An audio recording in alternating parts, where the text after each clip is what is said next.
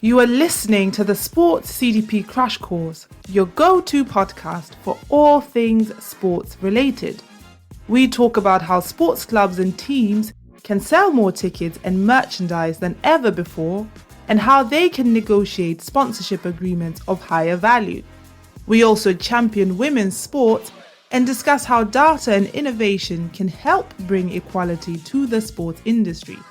We have interviewed industry leaders who have worked with the likes of the NFL, FC Barcelona, Women in Football UK, FIBA, the Davis Cup, just to name a few. So don't miss out. Listen to today's episode. We are starting a new series called Marketing the Game. And today we're diving into the fascinating world of sports marketing segmentation as a Kickstarter. This is very important because getting your segmentation right is the key to getting the highest return on investment and hitting all your KPIs and metrics. So today we'll be breaking down the key differences between static and dynamic segments and exploring real-world scenarios where each strategy shines. So grab your headphones and let's get started. To kick things off, let's talk about static segments. These are predefined groups of customers that remain constant over time. So mark the constant over time. So very little change in these segments. Marketers often use static segments to target broad demographics like age, gender, and location. For instance, consider a sports apparel company that targets male customers aged 18 to 35 living in urban areas. Now let's take a look at a scenario where static segments would be appropriate to use. Let's talk about new product launch. Imagine that same company is launching a new line of sneakers. By targeting their static segment, they can create tailored ad campaigns and content that resonate with their intended audience. And then if maybe they have seasonal promotions during major sporting events like the Super Bowl or the Olympics, marketers might use static segments to focus their efforts on specific demographic groups that are most likely to be interested in these events. So when talking about static segments, we're looking at broader segments that appeal to a broader audience group. But where do dynamic segments come in?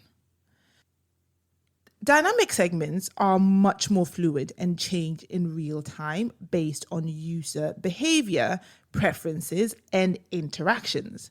So this allows for hyper-personalized marketing strategies that can adapt to evolving customer needs. So it's going from broad, which is the static, to sort of more personalized, which is the dynamic segment.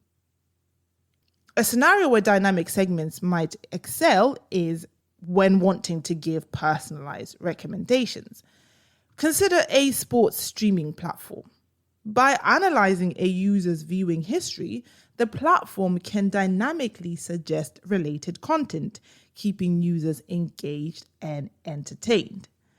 Another scenario is real-time event engagement. Let's say a sports team is playing a crucial match. Marketers can use dynamic segments to send real-time updates, personalized messages, and exclusive offers to fans, enhancing their overall experience. And another super amazing scenario is when in an e-commerce, if a customer adds sports merchandise to their cart but doesn't complete the purchase, dynamic segments can trigger automated reminders, enticing them to come back and seal the deal. So you see, with dynamic segments, it's all about real-time responses and interaction with your supporters. So now the question arises, why is it so important to be able to work with dynamic segments in real time? Well, it's all about staying relevant and responsive in today's fast-paced world. Supporters are faced with many options, many distractions, many things competing for their attention on the internet and off the internet. So if you're not responding to your supporters' needs, personal needs, and meeting them where they are and giving them something that they will personally be interested in versus what the broader segment will be interested in, you might lose out on that business, or you might lose out on that interaction, or lose out on that fan's loyalty. So to strike the balance, you really, really, really have to focus on those dynamic segments.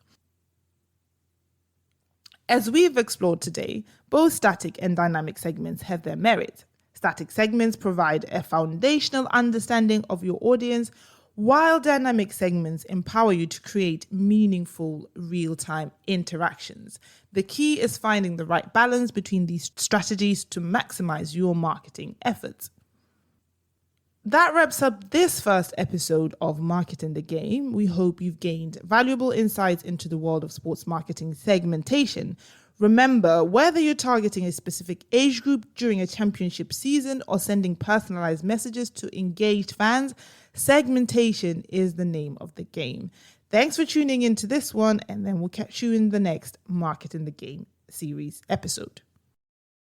If your goal is to get more supporters, superior sales, and real revenue, then visit our website at datatalks.sc and fill out our demo form to experience firsthand how we can help you. Data Talks, more supporters, superior sales, real revenue.